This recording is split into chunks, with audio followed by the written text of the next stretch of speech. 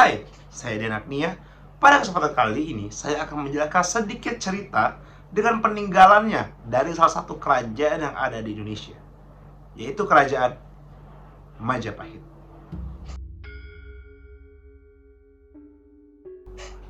Salah satu peninggalan dari Kerajaan Majapahit yang paling terkenal di bidang sastranya, yaitu kitab. Kerajaan Majapahit meninggalkan satu kitab yang terkenal dan ditulis langsung oleh Empu Prapanca yang merupakan penulis yang sangat terkenal dan terpercaya pada zaman tersebut. Bahkan para ilmuwan juga menggunakan kitab ini sebagai sumber utama untuk menceritakan kembali dan mencari tahu apa yang sebenarnya terjadi pada Kerajaan Majapahit, terutama pada masa tersebut. Kitab ini ditulis di bawah kepemimpinan Prabu Hayam Wuruk, dan kitab ini berisi 98 pupuh di dalamnya. Kitab ini bernama Kitab Negara Kertagama.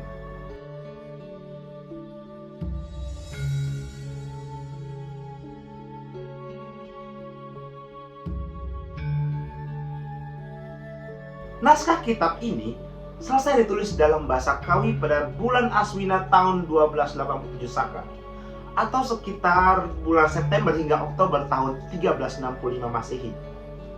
Dari maknanya, negara Kertagama artinya negara dengan tradisi spiritual.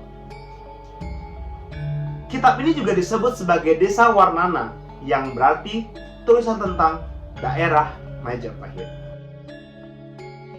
Naskah dari Kitab Negara Kertagama terdiri dari 98 pupuh dengan pembagiannya. 7 pupuh pertama membahas keluarga raja, 9 pupuh selanjutnya membahas keagungan dan wilayah kekuasaan Kerajaan Majapahit, 23 pupuh membahas perjalanan Prabu Hayam Wuruk itu sendiri berkeliling Lumajang pada tahun 1959.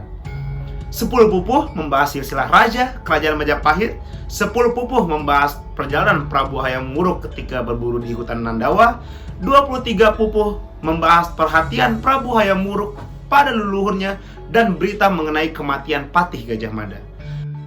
9 pupuh selanjutnya membahas mengenai upacara keagamaan di Kerajaan Majapahit, dan 7 pupuh terakhir membahas tentang seorang pujangga yang setia kepada rajanya. Selanjutnya, penggambaran Kerajaan Majapahit. Keagungan Kerajaan Majapahit digambarkan dalam Kitab Negara Kertagama pada pupuh ke-8. Menurut isi pupuh tersebut, Empu Prapanca menggambarkan bahwa kompleks Kerajaan Majapahit dikelilingi oleh tembok bata merah yang tebal dan tinggi. Di dekatnya terdapat pos penjaga yang dibentengi dan dinamakan Pura Waktra. Di luar istana terdapat tempat tinggal untuk pendeta Siwa, Buddha, dan anggota bangsawan lainnya. Wilayah kekuasaan Kerajaan Majapahit. Dalam pupuh 13 sampai ke 14 di Kitab Negara Kertagama yang diciptakan oleh Empu Prapanca menyebutkan beberapa wilayah di perbatasan Indonesia saat ini meliputi Kerajaan Majapahit.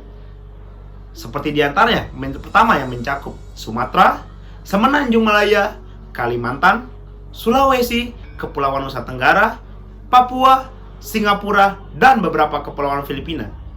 Hal itu menunjukkan bahwa kekuasaan Majapahit pada zaman itu memiliki wilayah yang sangat luas dan tentu saja pasti disegani di wilayah Asia Tenggara.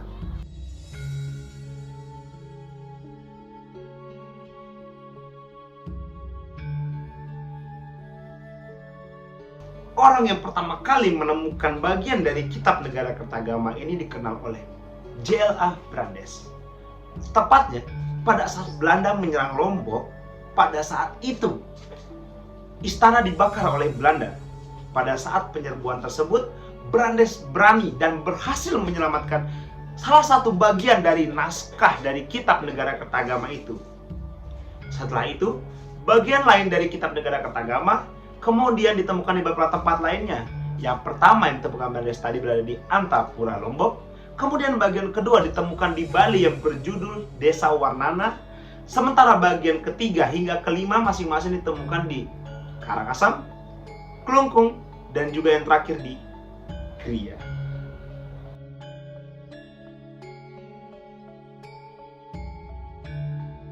Kitab Negara Kertagama ditulis saat kerajaan Majapahit masih berdiri di bawah pemerintahan Sri Raja Senagara, atau yang kita dikenal dan juga sudah saya sebutkan dari awal tadi, Prabu Hayam Wuruk.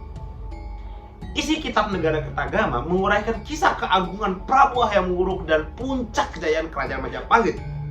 Selain itu juga, kitab ini juga menceritakan banyak tentang hal dari kerajaan Majapahit, mulai dari asal-usul, hubungan keluarga raja, para pembesar negara, jalannya pemerintahan, kondisi sosial, politik, keagamaan, dan kebudayaan kerajaan Majapahit.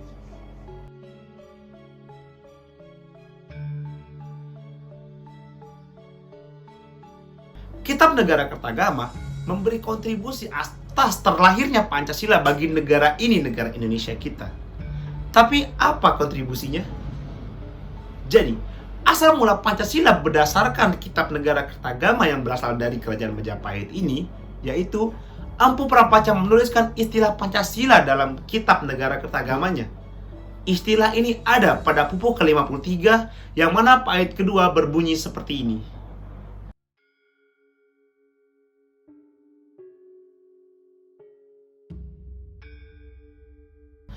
Arti dari bait tersebut adalah raja menjalankan dengan setia kelima pantangan yang harus dijalankannya.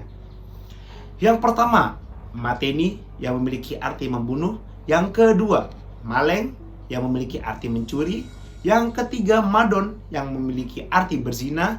Yang keempat, madat yang artinya menghisap candu. Dan yang terakhir juga, main yang artinya berjudi. Sangat menarik bukan? Yang ternyata bahwa Kitab Negara Kertagama ada sangkut pautnya terhadap Pancasila menjadi dasar negara kita. Semakin banyak kita ingin tahu, semakin mendalam kita pelajari. Seperti kata Bung Karno, jas merah. Jangan sekali-sekali kalian melupakan sejarah. Saya pamit undur diri, sampai bertemu di lain kesempatan.